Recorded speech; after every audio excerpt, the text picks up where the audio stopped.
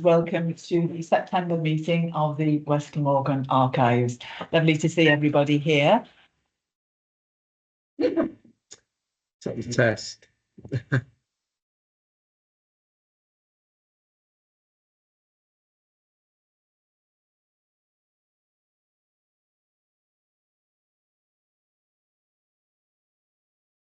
Timing. Yes, well, follow that really. As I was saying, welcome to everybody to this meeting of the Archives Committee. Of course, our summer meeting was postponed or cancelled rather, because Andrew was just appointed the County Archivist. And may I say on behalf of the committee, congratulations, Andrew. I'm sure everybody was delighted with your appointment, a very well-deserved appointment, and we look forward to having you as our archivist and going forward with you. I'm sure you have plans for the service, which we very much look forward to in due course. So perhaps, I'm sure everybody does know you, but perhaps you could just say a couple of words or a few words about yourself. Sure, thank you very much, Chair. That's very kind. And thank you to all of you for your continuing support of our service. Many of you will have seen me sitting quietly on the screen there in meetings for the last 10 years or so, where I've been representing the Diocese of Swansea and Brecon. Slightly strange situation to be in, because I didn't really have anything to contribute on behalf of the diocese, but I had plenty of little stats and technical information to support Kim with. I've been working with the service since the days when it was actually West Glamorgan County Council. I first started in December 1995 as a temporary archivist with a 4-month contract, and here I am nearly 30 years later. I've been Kim's deputy. I was Kim's deputy for nearly 20 years, and I've done lots of the technical things that Kim has reported about, including creating the online catalogues, writing the website, working on the oral history archive and all these sort of things, and dealing with standards and also with the accreditation process. I did a lot of the work there. So the last few years have been full of a combination of dealing with COVID and also preparing for the move. And a lot of the technical work has been done by me once again and by my colleagues. And it's sort of,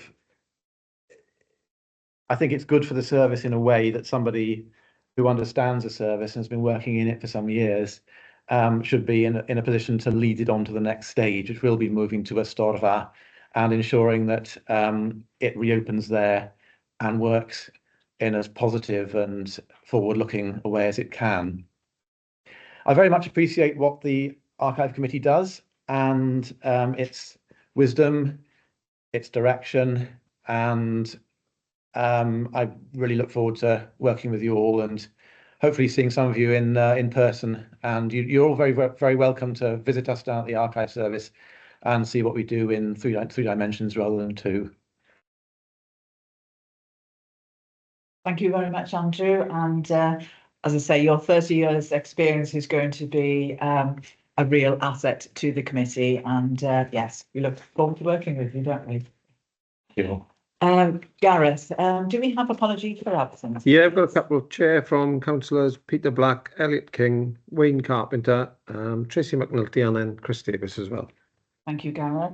And are there any disclosures of personal or prejudicial interest from the committee members?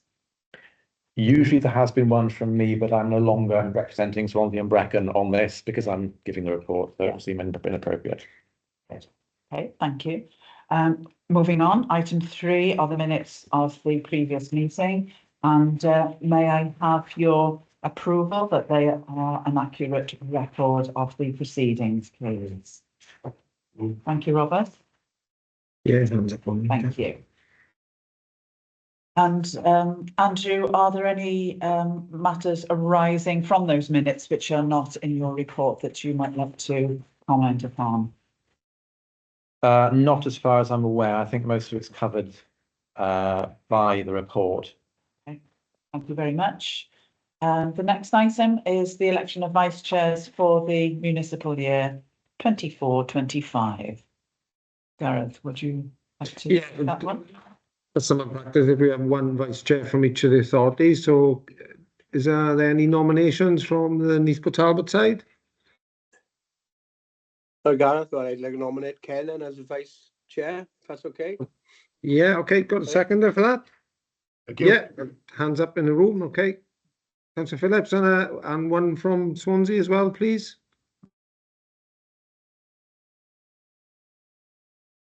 I nominate Councillor Robert Smith. Okay, thank you, Councillor Jones.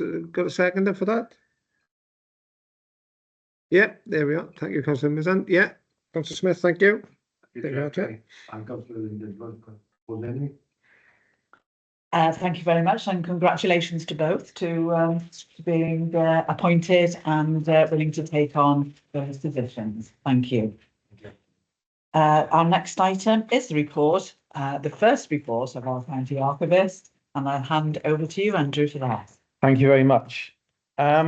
We start off with the statistics, which are there in front of you. Obviously, they're larger numbers than you'd see normally for one of these because it's a 6-month report rather than a 3-month report. But obviously, we're comparing it with the same 6-month period last year. Instantly, you can see looking at them that the figures have gone up. It's felt a lot busier working in the search rooms, and the figures bear that out. So there's been a reasonable increase in Swansea. In Neath, there's been a significant increase, and that's very positive to see. Part of that is because Neath has been open on Thursdays throughout the period, and that's been a very positive thing, and it's clearly bringing in a lot of visitors there. At this stage, I've got to say thank you to the Neath Antiquarian Society for the work they do there and the partnership they do. On Thursdays, we provide one member of staff and the antiquarians provide another. And we couldn't do it without you. And thank you. So it's all good, and it's a partnership that's clearly working. Group visits, roughly the same. Varying amounts for the education service, it's fewer. Part of that is because of the departure of Katie Million, which is reported in the previous report. She was the one who set up and ran the education service.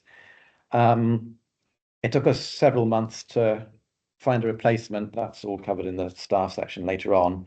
But as a result, we couldn't cover as many schools as we had been doing previously. Overall, the numbers are up, significantly up, and it's positive. It's just part of the sort of ongoing return from COVID. We hoped that the figures would bounce straight back. They really didn't. And we found that, you know, anecdotally speaking to some of our users, for many people, there was a sort of residual long-term unwillingness to return to things that they've been doing previously. It's taken a long time for people to get the confidence back to come out and get involved. But we've worked hard with that. We've made waves with the Glamorgan Family History Society, encouraged their members back.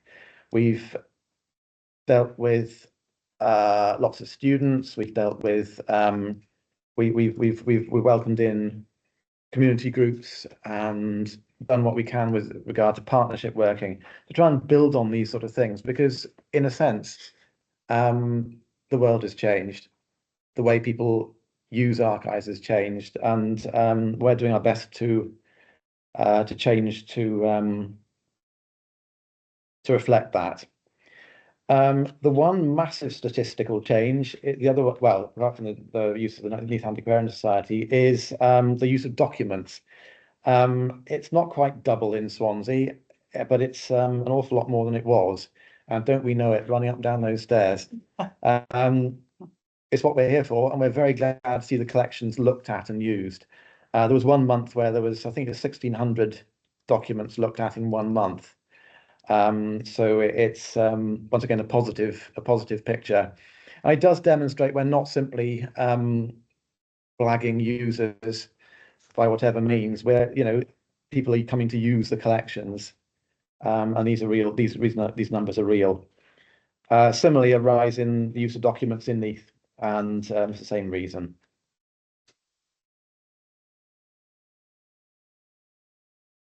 Any questions about the statistics? Any comments? It all sounds very positive, Andrew. As you say, it's a question of patience, really, isn't it? Building up people's willingness to come in, but also just carrying on with the good work that you do. And yeah, people hopefully will come, and the numbers will increase. But we've seen that positive and steady increase in numbers, which is good. And yeah, we just have every confidence it will, with all the, you know, the good work that goes on, that those numbers will continue to improve. So thank you, Andrew. Thank you. So we report on the service to schools and other talks and seminars. There have been a number of sessions that we have done, despite the fact that there's smaller audiences. But you know, we're building it up again now. We've got a fuller complement of staff. I would say there that we've got several bookings already for this term, and we've every reason to think that things are going to carry on, and more positive stories to come. We are doing our best as well to listen to what the teachers need. It would be wrong for us to simply to plough ahead and do what we think is right, given that the curriculum has changed so much in recent years. It seems that in some cases they simply need support with resources to use in class, and we're looking at how we can help them best with that. We're very fortunate that one of our newer members of staff is a former teacher, and that's extremely useful for us to rethink the way what our offering is and how we deliver it. We delivered sessions to university seminar groups. One of the problems caused by COVID is that the universities obviously couldn't direct their students towards the archives service for research projects, and so tended to focus on online sources. And what we're very keen to do is to draw them back, encourage them back. We used to engage almost exclusively with history students, but there we delivered a session to the geography department, and also to Trinity St David's, where we quite regularly engage with art students. And the partnerships we hope are going to continue into this current academic year. We have delivered quite a few group sessions, including to the Congolese Development Partnership and Renew Mind Group. Both of them are groups that are organised by and for people from ethnic minority backgrounds within Swansea. They were very interested in learning about the history of the area, and we were very glad to be able to help them with that. I believe they might have had central funding towards these projects, and we're very glad to help them with that. Are there any queries? Any questions or observations from anybody? Councillor Phillips. Okay. Yeah, just on the on that last point about the ethnic minority groups in Swansea, are we doing anything? Is there anything proactive being done to try and contact such groups in Neath Port Talbot and also in Swansea? It sounds like an excellent thing to be talking to them, but is there something going on to try and make contact and make them aware of the existence of the archive and the possibility of talks? Nothing proactive is being done. I'm afraid all of our engagement during the past year has been reactive only. We will come on to the staffing later on, And I do make the point that there's very few of us, and we are trying to prepare for this move. So it's one of those things where we're sort of resigning ourselves to having to be rather reactive at the moment. But once we've moved, there'll be an awful lot more slack in the system. Staff who are very new at the moment will be experienced, and that's when the sort of the planned outreach will take place. And that is an area we're very keen to look into. We're not just here to service one section of the community, we're here to service all of them. And we're very keen to do that. And it's not just in one authority, but both. And we are committed to that. That's great. Thanks very much. Thank you. Thank you, Carrie. And of course, your outreach service is the opportunity to generate interest in the archive service, and in due course, that would also perhaps generate visits and requests and things like that. But quite clearly, with a limited number of staff, we don't want to advertise you too much at the moment until you're able to meet demand, because it is then about managing expectations, isn't it? If you have too many requests and you can't fulfill, then people get disappointed. But it is, as I say, a really good opportunity to engage with the community and to make them aware of what's going on.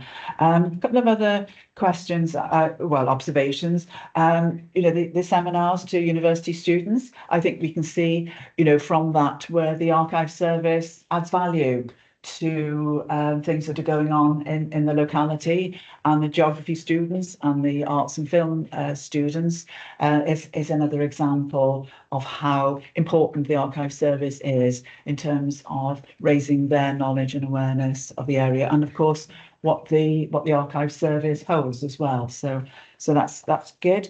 And my question was about the Neath Talbot schools. So delivered education sessions to Swansea schools. I guess again it's about managing expectations, but do you get many requests from Neath Talbot schools, and how to generate interest then from Neath Talbot schools? It's a very interesting point, and one that's been raised before. It's not as though we simply advertise in Swansea and not in Neath Talbot. We don't. We advertise across the authorities, both of them. And we've not turned any group away, or any school, or any university group. We've dealt with everything that's come to us. Part of the thing may be that you've got a heritage officer in Neath Talbot who's actually delivering sessions to Neath Talbot schools. I've every intention of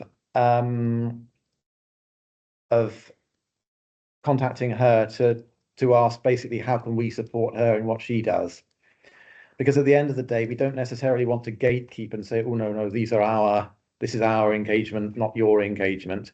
I'd rather see a sort of rather more collaborative approach where we assist where we can. If Neath Talbot schools would rather engage via the Neath Talbot heritage officer, then so be it. And if we can support, then we're very, very glad to do so. And I mean, one of the things is that we've moved away from groups having to come in to delivering sessions by teams, which basically means we can reach Glencorrwg schools as easily as we can reach Central Swansea schools. And in theory, it should be perfectly possible for us to deal with all of them. One of the things, as the chair said, is managing expectation. I think if we sent a round robin to all the schools, the phone would be hopping off the hook, and we would not be able to engage with all of them.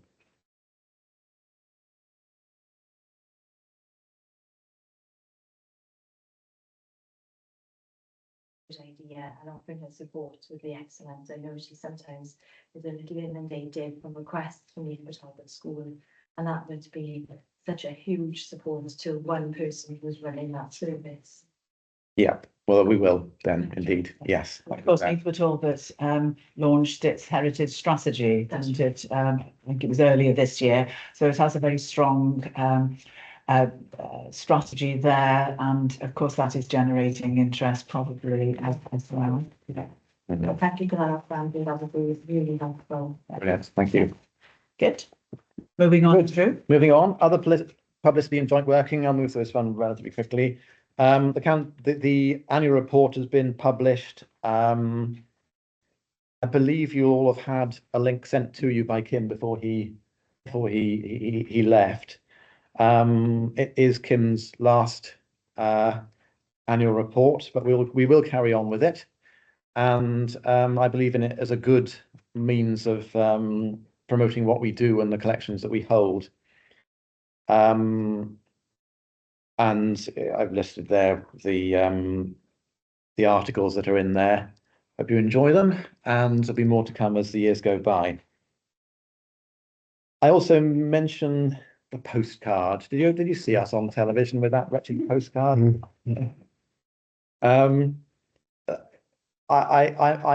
have to be honest, I'm baffled by it. We've been promoting all sorts of fantastic documents, our enormous Neath Britain Ferry Estate map, beautifully drawn, the Aberavon Charter, there's an article there in the annual report about that, the new a new translation. There's the Swansea charters, the Neath Abbey charters, all the things we've got that are fantastic, and the postcard is the thing that garners the interest. I got interviewed a few times in both English and Welsh, and the thing I was trying to put across is that the postcard itself isn't that interesting. It's literally a postcard. It could have been a text message. I've sent longer text messages before. And the story about it being delivered 121 years late is nonsense. It was, I'm sure it was delivered at the time, but it's re-entered the postal system, as they say. And I think someone somewhere is having a bit of a laugh. And well done they, because it's been a bit of fun for everybody at a time in the world is rather crazy and scary. But it does show that these little things can bring people together. We had family members from 3 different branches of the same family meeting each other for the first time in the search room in front of the cameras. They're having a grand time, and it does show that people are interested in these sort of things. So it sort of underlined to me that what we do here with your support is really important, and we should keep doing it. These that comes to mind is the check is in the post. Absolutely. Yes, indeed. Well, if nothing, it brought those families together and brought a bit of profile to the archives service. Exactly. So, Yes. We'll take. And there is a phrase, isn't there, about there's no bad publicity, is there? So yes, something like that. So yes, you certainly. Criticising your Well, this is the thing. I know it's in. Finally, on this, I think it's finally on this section. We're planning an online exhibition for the summer based on the Aberavon Borough Charter. Very interesting document with a very interesting history. And I've done a new translation of it. I felt it needed one, and we want to tell the story of it. I've been doing a sort of low-level program of translating these charters and making the translations available through the annual report. I don't want the charters that we hold just to be artifacts to be looked at. They should also be available to be studied. And that's what that's going to be about. It's also part of partnership working with the Rich History Project, which is based here in Port Talbot. And they've been doing some work on the Lords of Avon, and it was one of the Lords of Avon who granted it in the first place. And it's a story that's well worth telling. Well, we look forward to that, Andrew. It sounds absolutely fascinating, doesn't it? Yeah. And you're absolutely right. These old documents are still relevant today, aren't they? And we can still relate to them as well. So that's excellent work. And the annual report. If nobody's read it, it's a really good read and absolutely fascinating. So, yes, please do continue with that because it really is such an interesting thing, something we all look forward to, I'm sure. Any comments or questions on that section? No? Okay. Okay, thank you. Thanks, Andrew. A brief one on the Archives online catalogue. It was reported at the last meeting that the online catalogue wasn't working. We've had no end of trouble with that. I won't bore you with the technical details, but it was something to do with the software being out of date. To upgrade it using the same supplier would have been very, very expensive, and we just don't have that money available. So we've looked for another option. We're going to be using a product called Apexio, which is used by Glamorgan Archives, amongst others. There are other record offices within Wales that are either in the process of setting it up or intending to purchase it in the next few years. One of the big benefits of it is that because they work with Glamorgan Archives already, they've already developed a bilingual Welsh-English interface. Our old catalogue, you'll remember, did have a sort of bilingual interface, but it's basically as a result of me putting both languages together for every single every single field or box or whatever that appears. It's not nice. It's not pretty. It's confusing having the two languages there together. So Apexio can do it, so you can choose which interface you want. Also, the searchability is much better than the old one. If you did a Google search before, it wouldn't bring up results from our catalogue, whereas with Apexio it will. I know because I've tested it, and that's a very good thing because it means someone Googling things who doesn't even know that the archive's going to help them all of a sudden finds that, oh, there's a thing, there's some people who can help me with this, and then it brings people in.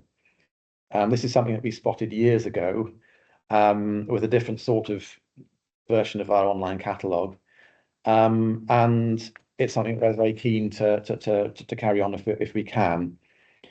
We did report in mitigation that our catalogues are also available on the Archives Hub. The Archives Hub is a collaborative thing which began life as being a place for summary descriptions of archives held in universities and colleges of higher education. A few years ago, they got in touch with Welsh record offices and said, look, would you like to come in with us on this project?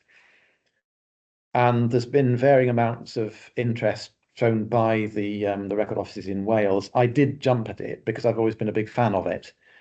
And about 7 years ago, all of our catalogues were put into the Archives Hub. And it does mean that although our Calm View catalogue has gone down, it does mean that you can still search them. It's a bit clunky and it's English only at the interface, but it does work. And we're going to continue to upload our catalogues to that because it means that we can make the catalogues as widely available as possible. It's all good. Any comments or questions on that section? I'm just thinking you need to be born in by doing the user figures as well. You know, in the old days, you'd have to visit the archives and look at the catalogue view. Because that process has gone, really. It's all there. You can do that from home and then you're in the archive looking at documents. I think that needs to be borne in mind as well. That's taken one element of the researcher's process, so situation. Yes, it's a good point. It possibly means that it's possibly having the catalogues online has possibly helped drive up the use of documents in that people can sit there and they can say, oh, I want that one, that one, that one, that one, and they often pre-order. We started doing this by necessity during the weeks and months after we reopened after COVID, but we've carried it on because people find it is handy. And we will carry on with that. It's a better way of managing expectation. So Louise, I can see your hands up. Yeah, thanks, Andrew. I just wanted to ask a question about the timescale of the switch to the Apexio system. I mean, when will that be up and running as a usable catalogue interface? I'm going to cautiously say by mid-autumn. They're a relatively new company. And because they're doing so well, I think there's quite a lot of clients using them, which may slow things down a little bit. But that's an estimated timescale, and I'm going to say hopefully by Christmas. Okay, great, thank you. Thank you. Moving on again, the digitization of glass slides. The archive service holds a lot of glass slides, most of which weren't listed, and obviously glass slides with sharp edges and delicate material on them are not a good thing to be handling, and it's unfair to expect the general public to do so. If they're negatives, it's even worse because a negative is notoriously difficult to interpret. So we had a Welsh Government grant fund to half fund them being scanned. They're away being dealt with at the moment, and we've had the first tranche of images back. Some of them, they're absolutely fantastic. There are some which I have to say, honestly, I wasn't a big fan of. Because whenever I hoik one out to have a look at it, it would be a picture of a broken door or a cracked paving stone. And I thought, oh, for goodness sake, that's the equivalent of the contents of the Highways Boys phones, you know, and we wouldn't necessarily be looking to keep those longer term. But Kim very rightly said, let's get them digitized and then we can make a decision about what we do with them afterwards. Actually, when they came back, I pulled out the 4 or 5 that did have cracked paving stones and broken doors on them. They are fantastic. They're mostly the work of one person who had a big camera on a tripod. We know because we can see the shadow of it in a few of the pictures. And he went to record building projects, demolition projects in Swansea from the 1930s up to the period just after the Second World War. And it just shows Swansea as it was then. And people would come out of their houses to see who that fellow is with his camera. And then the next photograph, taken a couple of minutes later, the next door neighbours come out as well. And her husband's there with his shirt sleeve rolled up like this, having a jolly good look. They're very atmospheric, and they show a Swansea that's different to what you'd see today. Yeah. They're precious, and the intention is to think carefully about how we're going to use them, because they're going to make a very good exhibition of some sort. So we're sort of chewing it over to see what we're going to do to make the very best out of them. And it may be a physical exhibition in a store of art when we get there, but at the very least there'll be something online, which I hope will be of interest. Can I say that we had a lot of those slides in the Garments Institute, which we've digitised. I say we, I wasn't involved, but that have been digitised. And as you say, the quality of the prints are really amazing. Ours are predominantly from Leith Abbey excavations, Ken Taylor. And we have sent the originals because we felt we couldn't keep them in proper conditions and they were deteriorating. And they've been sent to LW now in Aberystwyth with digitised copies as well. And we've got the copies in NMI for posterity. So it's a good exercise to do that. Definitely, yes. I think one of the things is when you've got a glass slide that's 2-3 inches across, the quality is much higher than the old 35mm negatives. I've seen those from the NMI, and they were so interesting. Yes. And also, of course, I think something like this is so exciting, isn't it, for the archive service, because those glass slides would not, because of their because they are so fragile, can't be handled or looked through or whatever, and now they have been digitized. It opens up yet another source of information and again something new to stimulate interest, and that period I'm sure is quite significant for social history in Swansea. So you're seeing a different perspective and a different different features of that period of time. So yeah, that's fantastic. So we look forward to seeing those in due course. That's something else that you could perhaps demonstrate to the committee when it's when I will at indeed. the appropriate time. Indeed. Yes, thank you. Thanks, Andrew. Moving on to the staffing, there have been a lot of changes to the staff. And first and foremost, Kim's retirement. Kim has had a massive impact on this service over a lot of years.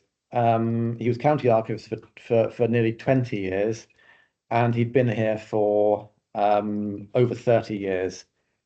And you'll all have seen his contribution played out in real time through the reports to this committee.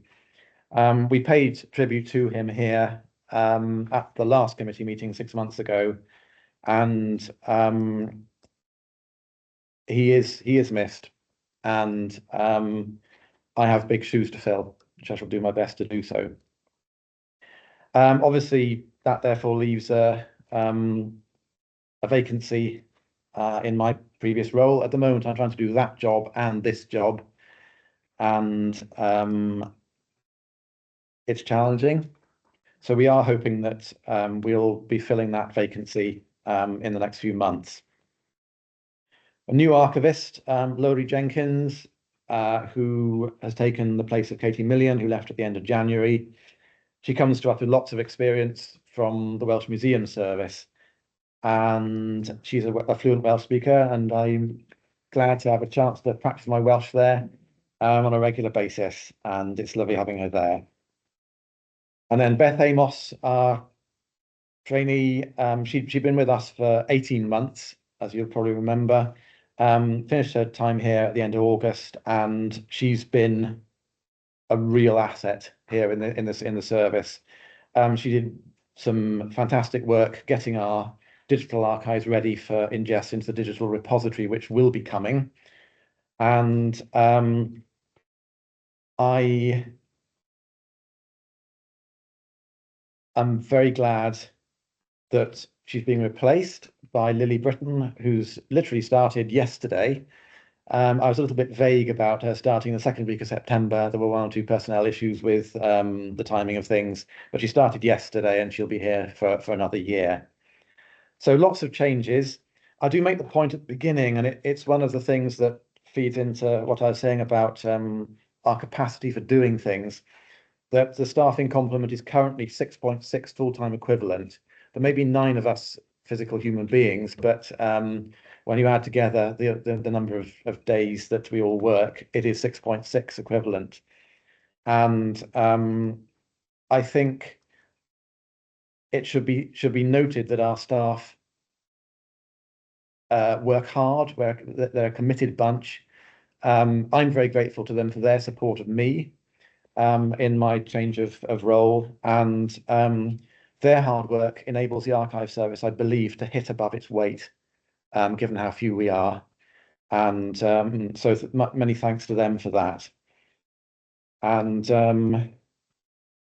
Thanks, Andrew, and we look forward to meeting the new members of staff in due course, those of us who are perhaps not in the Civic Centre as frequently as others. So yes, we'll we look forward to that, and it sounds as though you have a really good complement of staff in terms of their skills, their experience, their knowledge, and of course we've got Welsh speakers as well, which is also extremely positive. And I always think a service such as the archives, everybody who works in that is absolutely passionate about the archive service, about local history, and so they invest a lot of their own personal interest into the service as well. So I think we're very fortunate to have the staff that we have in the service. So yes, indeed, thank you. On the matter of Welsh speaking, I think you've got pretty much a 47% chance of meeting a Welsh speaker if you come and address a member of staff, which is good. Yeah. And I'm a Welsh learner. Yeah. I'm not from Wales at all,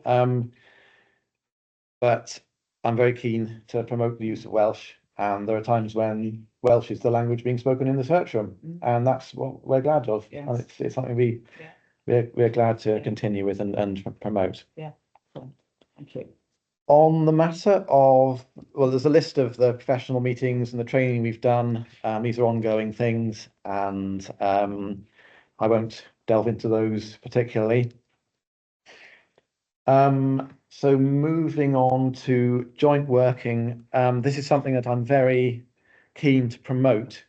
We mentioned it before with regard to the education service, but it's something that I notice in heritage, as in so many areas, that different institutions have different histories, different traditions, different ways of working, and different aims and objectives.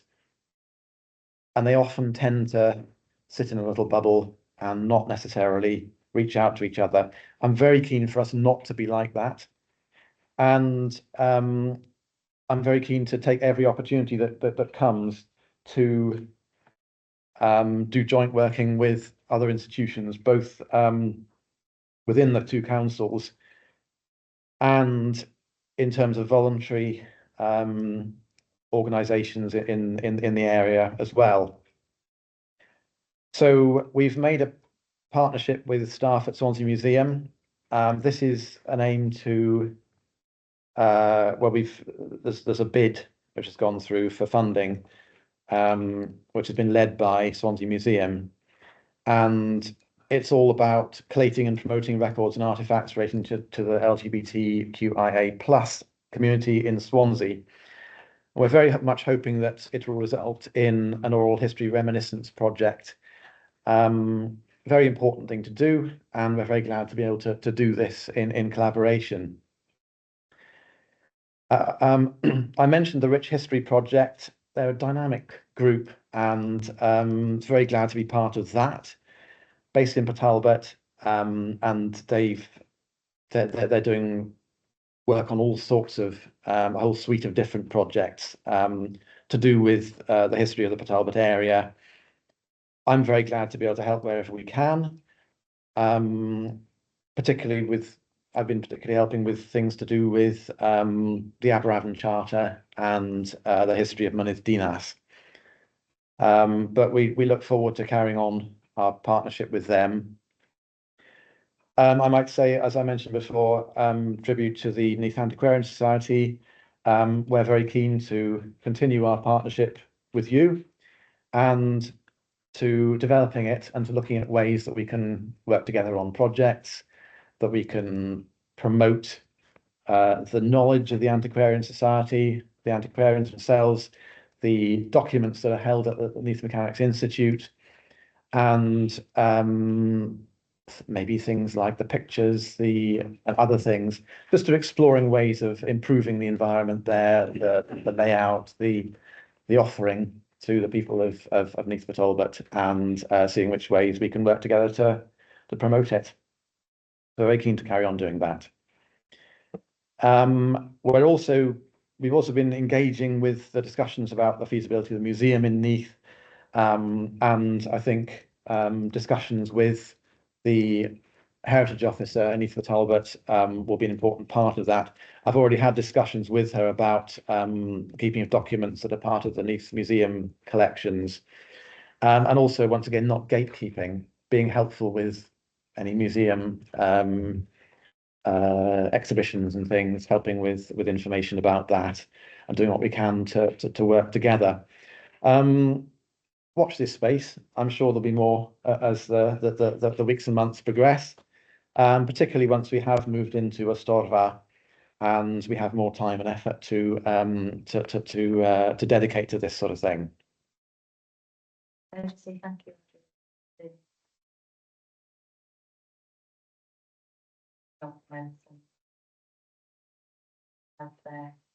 Thank you. Thank you. Well, I think partnership working and working with others, you can achieve so much, can't you? And I think it's really exciting the opportunities that presents for the service moving forward. The Rich History Project, is that a volunteer-led project, or is that yes? Yes, it is. Yes. Yeah. Yes, it's Ava Hopkins who's the chair of it, who's a pleasure to work with. Yeah. Very energetic, Yeah. full of ideas, Yeah.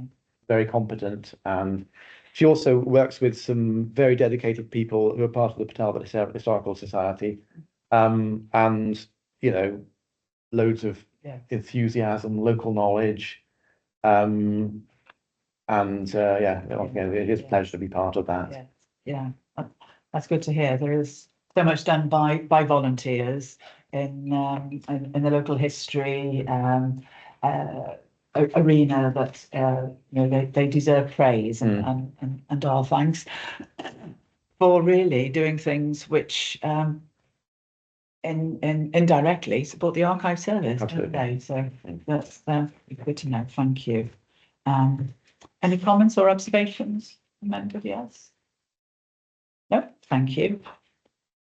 Finally, there's a list of accessions. They are, as ever, a mixed bag of all sorts of things. Quite a few chapel records came in in the early part of the quarter, the half year.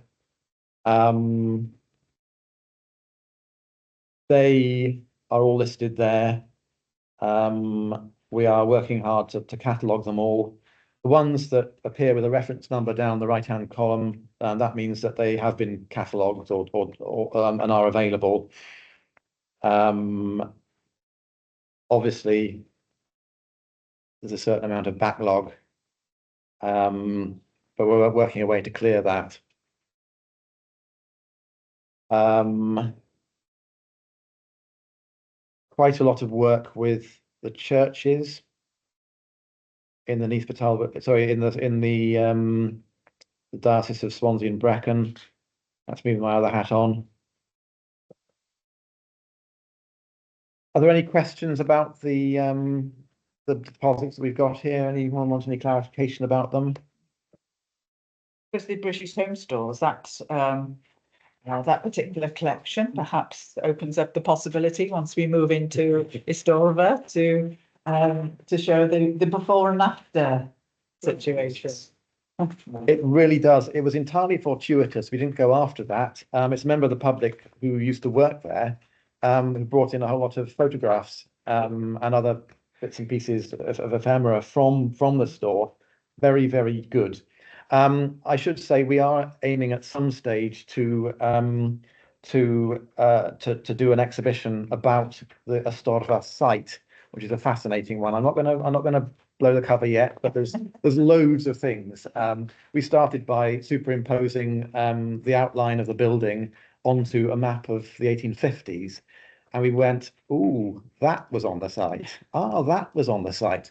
So there are lots of interesting things, and it's yet more evidence, if evidence were needed, that we live in a place of layers. Wherever you were, someone did something else on the site before, and I sort of wonder, sitting here in the Talbot Civic Centre, what has been here in the past.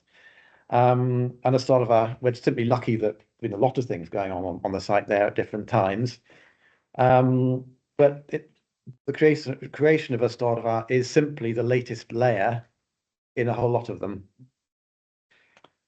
Well, you are teasing us there, Andrew, with your ideas That's what I'm gonna do. for the future, and you hold us in anticipation of something wonderful to come, I think, and that's just from what you've said, that really does illustrate what history is all about, and local history is about those layers, and it is fascinating, isn't it? No matter which aspect you look at it, there will always be something that's been there before. So we very much look forward to that, Andrew. Thank you. Yes. So Councillor Jones, I see your hands up.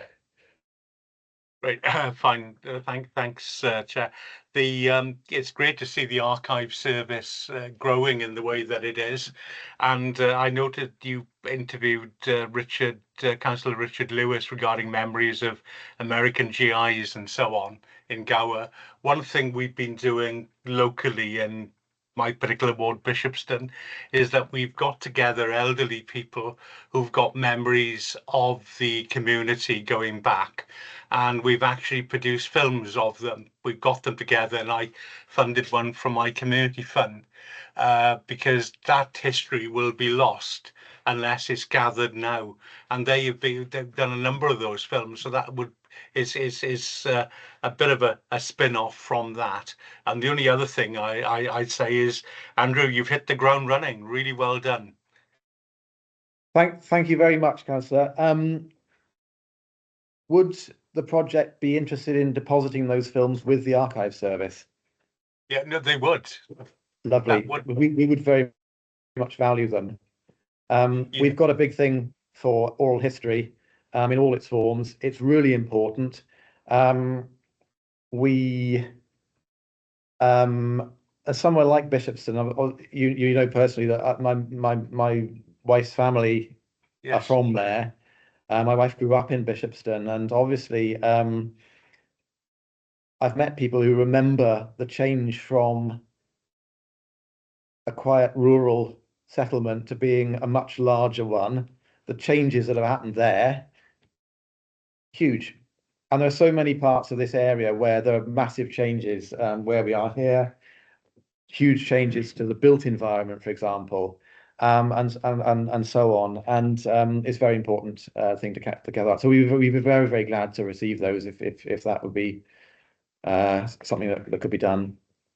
It can be. I think it was important to capture it now. You know, really, while they're still around and living in the village, and you know, it's been really interesting. So there's been a number of those sort of films.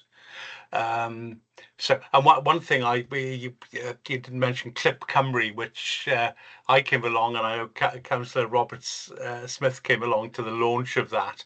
And one of the things that came up there was a Spitfire that had gone down in Providence Lane in the ward.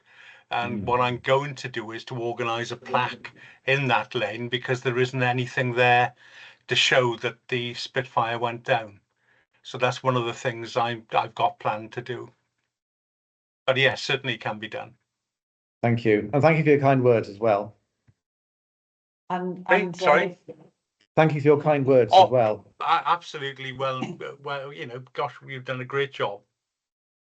And Lyndon, I'll pick that up with you outside of the meeting, this plaque for the Spitfire, because of course this year is the anniversary of the D-Day landings, and next year is the anniversary of the end of the Second World War. So there's an opportunity there, perhaps to incorporate in what we might be doing, wearing my other hat in the lieutenancy. So I'll have a conversation with you. And of course, oral history is fantastic, isn't it? It presents us the opportunity to have these recordings, whereas for older people to actually write down these things, or to find somebody to write down and record, is perhaps more difficult, perhaps more arduous. But for somebody to have a conversation with somebody else makes it so much more personal and so much more real, but an easy thing to do as well. So hopefully we will see more and more of that, which greatly adds to the collection that the archives can have for the future as well. So we've got to think long term too, haven't we? 10, 20, 50, maybe 100 years, when people are looking back on this period to see what it was like. Something like that, it would be very, very easy to research into. So thank you, Andrew. Is that does that conclude your report? Anything else you want to add from the collections? Anything else that stands out for you? Just so the last but one thing on the list is that perishing postcard. Yes. Yeah. Well, as you said earlier, a bit of fun, and we all need a bit of fun, don't we? Is there any other business from anybody else, please?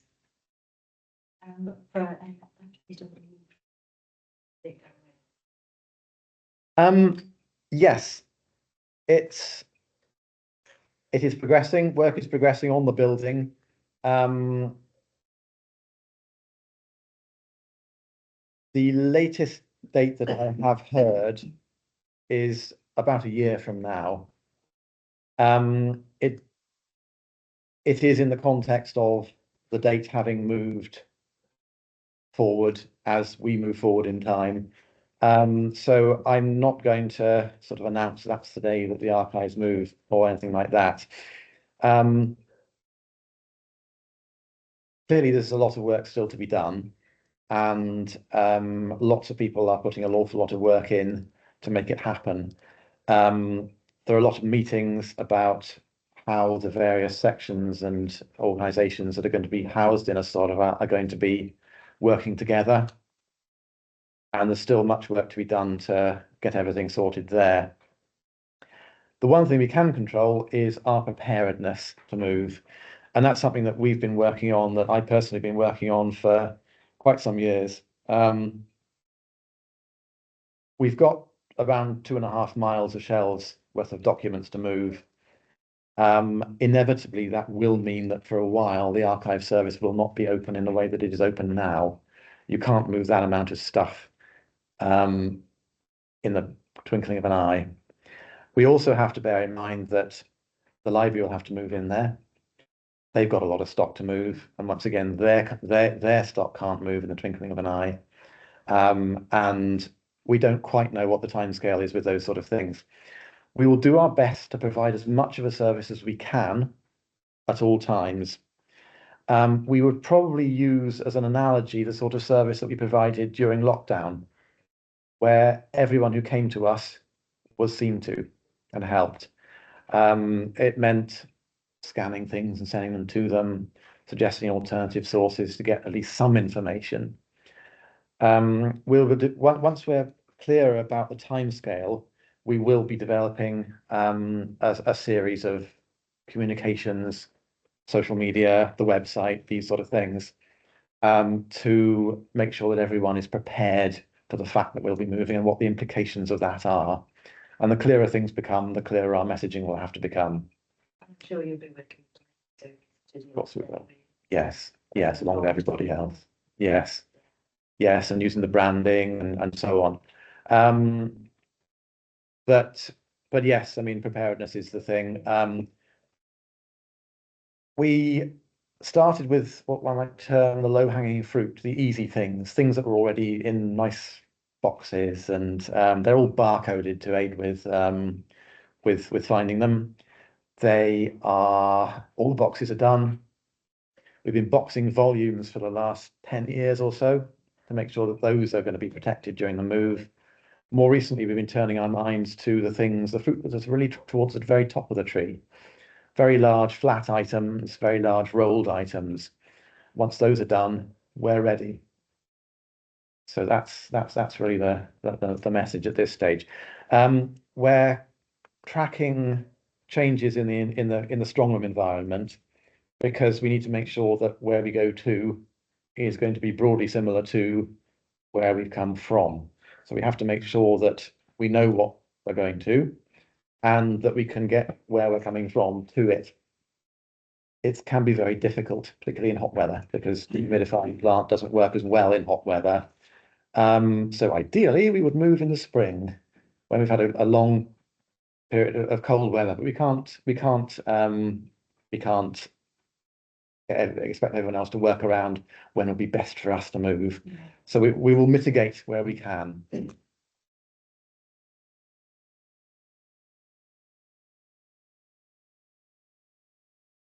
We all would like to, yeah. Yes. Oh, I'm sorry, I didn't realise that. Yeah, I mean, we pass by it, but actually going into it when it's at an appropriate time, we'd all love to do that, I'm sure. Yes, well, I'll do my best to organise something, because it is important. I've been in it once about a year ago. There was, yeah, of course, that's you were there. Yes, that's it. Pitch dark, stalagmites and stalactites, and bare brick walls, and I'm sure it's moved along since then. I believe it has. Yes, yes, yes. Yeah. And I think when we looked there, it was very difficult to get any sort of a sense of what the space would be like. Absolutely. Yeah. I think it'd be nice for everybody to see how things are moving and have an idea of the space you'll be in. Yeah, that's right. Yeah, we look forward to that. Actually. Thank you. Thank you. Well, good preparation is always a key to success, and it sounds as though you and your staff are preparing well for the move and got everything in hand. So yes, come the big day, it'll all be quite a seamless transition, hopefully. We cross the fingers. Yes, yeah. Well, thank you everybody for your contributions today. It's lovely to see everybody, and again, congratulations to Andrew, and you. congratulations on your first meeting too. So Thank you. thank you all very much indeed. Thank you. Thank you all. Thanks all. Thank you.